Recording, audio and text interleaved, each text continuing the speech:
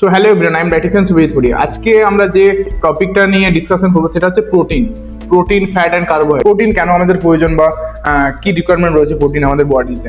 আজকে থেকে যদি আমরা 25-30 বছর আগে চলে যাই, আমাদের এত চাষ করার সময় এত সার কীটনাশক এগুলো বলতে গেলে ইউজই হতো না। তার জন্য এখন দেখবেন অনেকেই যাদের অনেক বেশি বয়স তারা এখন অনেক ভালো আছে, কিন্তু এখন আমাদের ম্যাক্সিমাম এজ 75 হয়ে গেছে। 50 থেকে 60 যেতে যেতে মানুষরা ডেট হয়ে যাচ্ছে, তাই না? ম্যাক্সিমাম এজ 75 এসে গেছে। আগে 100+ হয়ে যেত, বাট এখন 75 এজ সেটটা এসে আটকেছে। সেটা আস্তে আস্তে আরো কমবে, যেহেতু খাওয়া দাওয়ার মধ্যে আমাদের যে পুষ্টিটা নেই, নিউট্রিশনটা আমরা পাচ্ছি না খাওয়া দাওয়ার মাধ্যমে। তাই যদি আমরা ব্যালেন্স খাবারটা না নিতে পারি তখনই আমাদের প্রবলেম। আর আপনি যদি ব্যালেন্স নিউট্রিশন নিতে চান তখন আপনাকে ম্যাক্রোনিউট্রিয়েন্টস, মাইক্রোনিউট্রিয়েন্টস আর ফাইটোনিউট্রিয়েন্টস সবগুলোর দিকে ধ্যান দিতে হবে। আর যদি সেগুলো ধ্যান দিতে চান সেখানে একটা আপনার পার্টস চলে আসছে প্রোটিনের। সে প্রোটিনটা আপনার বেসিক বডিতে যে মার্কস তৈরি করতে, ইমিউনিটি পাওয়ার বাড়াতে সেগুলোতে হেল্প করে। আর যদি এবারে প্রোটিন আপনি বলবেন আমার কতটা দরকার, প্রোটিনের ইনটেক আপনার লাইফস্টাইল কীরকম, আপনার এজ কত, সেই হিসেবে আপনার প্রোটিনটা ডিসাইড করা হবে আপনার কতটা দরকার।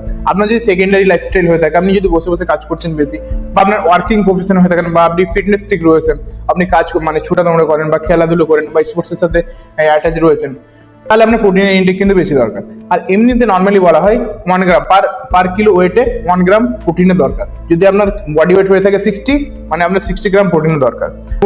প্রোটিন আপনার যদি দরকার আপনার 60 গ্রাম, আপনি কি 60 গ্রাম কি একসাথে নিয়ে নেবেন? না, 60 গ্রাম আপনাকে ভেঙে ভেঙে নিতে হবে। কারণ আপনি যখন মর্নিং থেকে শুরু করছেন, আপনার মর্নিংয়ে আমাদের বেশি নিউট্রিয়েন্টসের প্রয়োজন। আপনি যদি সেখানে কার্বোহাইড্রেট বেশি দেন, আপনার শরীরে কার্বোহাইড্রেট ইনটেক যদি করে, আপনার সেখানে এনার্জি বেড়ে যাবে। বাট আপনার যে সেলসে যে নিউট্রিশন ডেফিসিয়েন্সি আছে, সারা রাত আপনি খাচ্ছেন না, সেখানে যে নিউট্রিশন ডেফিসিয়েন্সি সেটা কমপ্লিট করার জন্য আপনাকে প্রোটিন, ফ্যাট অ্যান্ড কার্বোহাইড্রেট সবগুলো দিতে হবে, যে ব্যালেন্স হিসাবে থাকে।